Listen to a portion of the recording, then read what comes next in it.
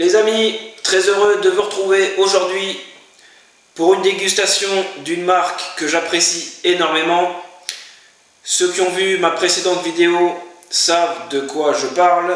On va déguster aujourd'hui une série spéciale de chez La Aurora.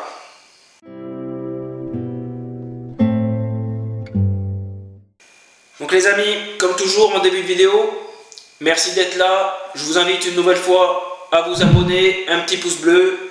On approche des 500 abonnés, donc je vous invite à faire exploser le compteur. Aujourd'hui, on va déguster cette série spéciale de chez La Aurora, série Broadleaf. Alors je vous invite à aller voir ma précédente vidéo, ceux qui ne l'ont pas encore vue, où je parle de cette marque. Et là, il s'agit d'une série spéciale qui est à l'origine basée sur les Preferidos. Preferidos qui sont vendus en forme perfecto, en tube aluminium. Donc cette série est basée sur cette gamme de chez La Aurora,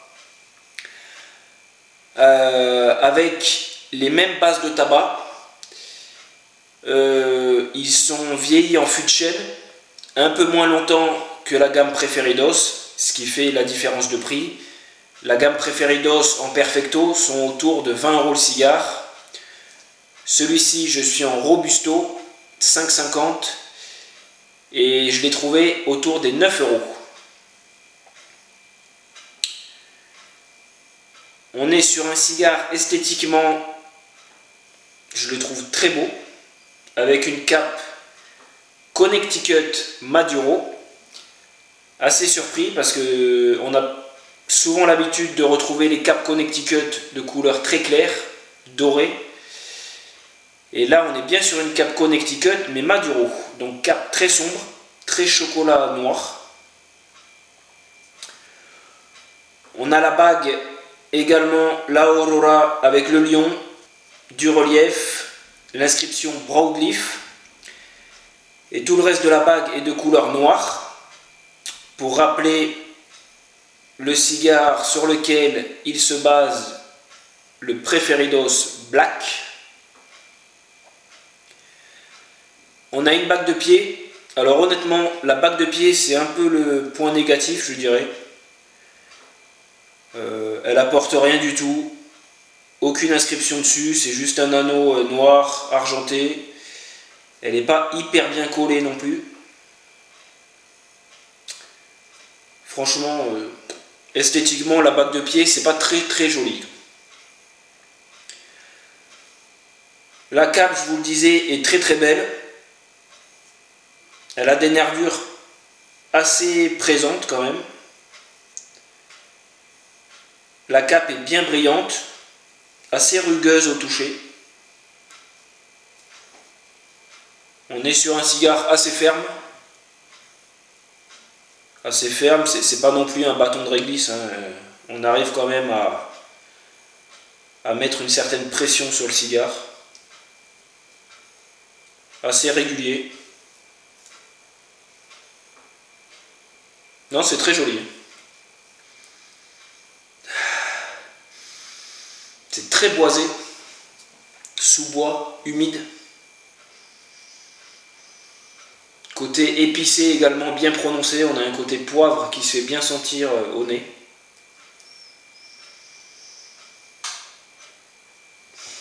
Non, on en prend tout de suite plein le nez. On est sur une cape, je vous le disais, Connecticut Maduro. On est sur une sous-cape de République Dominicaine, tabac qui vient de la vallée de Cibao. Et on est sur une triple République Dominicaine et Nicaragua. Allez hop, on va trancher la tête de ce Robusto.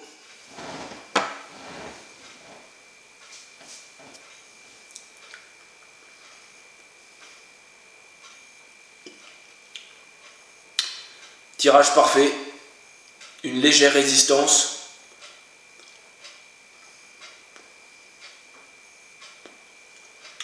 On a de suite le côté boisé qu'on retrouvait au nez. J'ai un petit peu moins d'épices au tirage accru.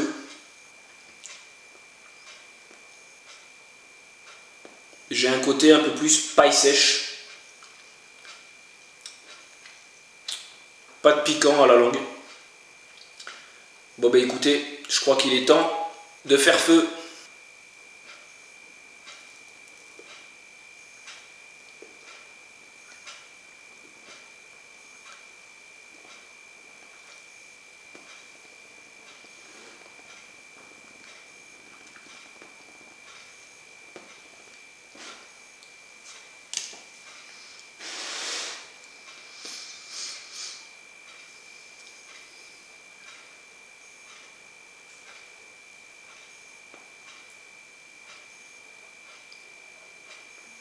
Fumée très épaisse. Les amis, ça attaque très fort. On a de suite le poivre bien présent.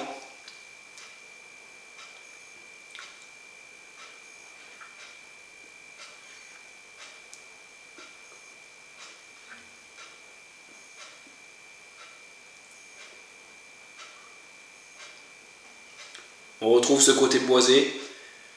Mais c'est vrai qu'on a pas mal d'épices sur le démarrage. Côté un peu poussiéreux.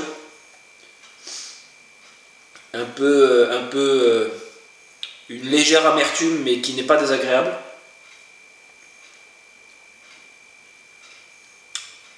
Bon, ben on va voir. J'espère un petit peu que la puissance va quand même s'apaiser. Bon, les amis, j'ai pas attendu de finir le premier TR pour vous reprendre en vidéo. Car j'ai déjà les notes qui sont en train de bien changer. J'ai perdu tout le côté vraiment agressif du départ. Et je suis en train de prendre un côté chocolat noir, bien prononcé, un petit chocolat amer. Et un côté un peu plus sucré. Donc vous voyez, j'ai fumé 1 cm du cigare. J'en profite pour vous dire qu'on a une cendre. Alors je ne sais pas si c'est vraiment qu'elle est très blanche, mais en tout cas elle tranche parfaitement avec la cape Maduro. Elle tient assez bien. Mais on est en train de prendre un côté un peu plus sucré, suave, un peu plus rond. Moins agressif que le départ.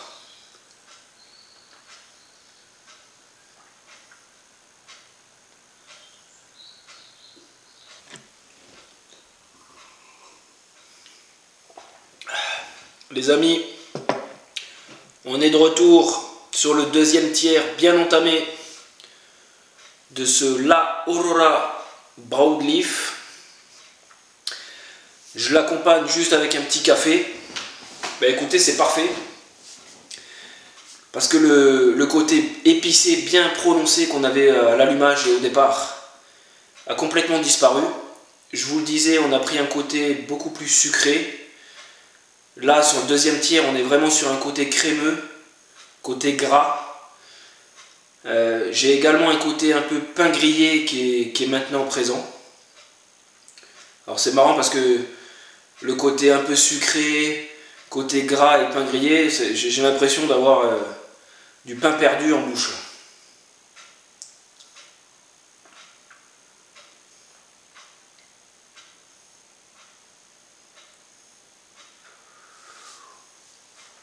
La fumée est toujours bien présente. Alors, je ne sais pas si vous pouvez vous en rendre bien compte en vidéo, mais j'ai plein de petites billes de magnésium dans la cendre. C'est assez joli. Et je reviens sur la cape. Plus je suis en train de fumer, et plus elle devient bien huileuse, bien brillante là au niveau du foyer. C'est magnifique.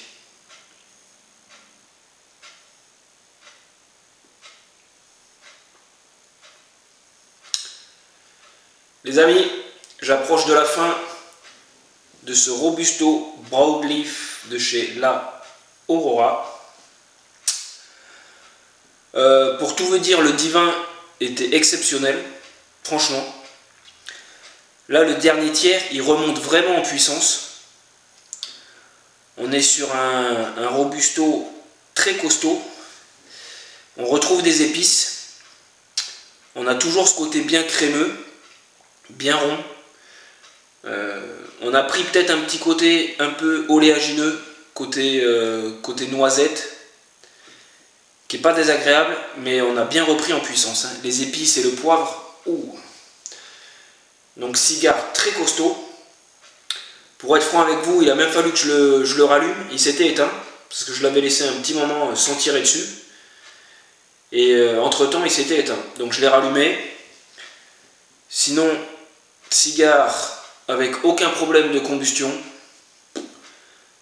Très belle construction, j'ai pas eu d'amertume. Cigare avec du tabac bien vieilli. Esthétiquement, je vous l'ai dit, très beau, malgré cette petite bague de pied qui n'apporte rien. Mais c'est pas un cigare pour les débutants.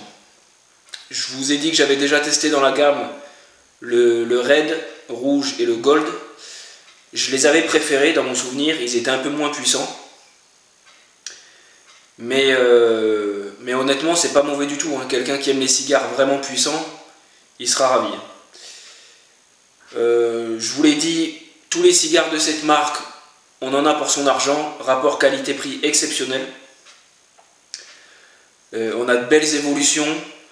Ceux qui ont l'habitude de me suivre sur la chaîne, j'ai rarement trouvé autant de notes différentes sur un cigare.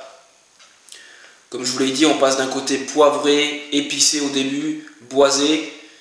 On évolue très rapidement sur du sucré, côté pain grillé, côté crémeux, un peu plus gourmand. On termine où on retrouve des épices, côté noisette, un peu plus gras. On retrouve les épices sur la fin. Non, très belles évolutions, mais c'est costaud, il faut le savoir.